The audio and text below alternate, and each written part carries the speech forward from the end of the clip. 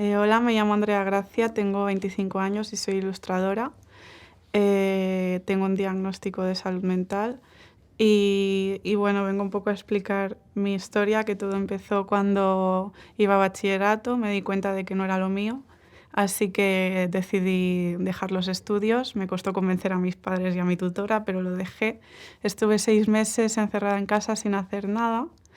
Pero con un pequeño paréntesis, en esos 6 meses hubo una semana que me fui a Menorca con mis padres y mi hermano, y fue ahí cuando me di cuenta que algo en mí iba muy mal, porque todos estaban disfrutando mucho del viaje, y yo me sentía como una impostora, porque yo lo único que quería era llegar a casa y meterme en la cama. Entonces sentía que no conectaba con ellos.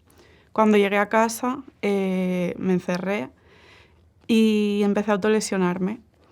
Esas autolesiones, pues, las escondía, obviamente solo las conocía yo, y a mis padres, pues, nunca les dije nada.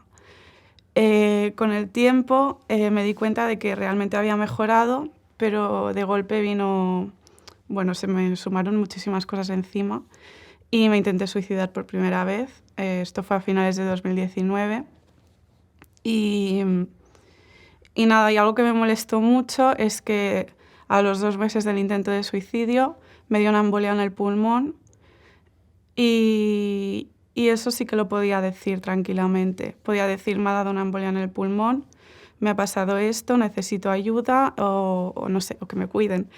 En cambio, cuando me intenté suicidar no podía decir eso, porque yo tenía vergüenza y me daba miedo que bueno, que me dijeran que estaba llamando la atención, bueno, queriendo llamar la atención, porque era algo que ya me habían dicho con las autolesiones.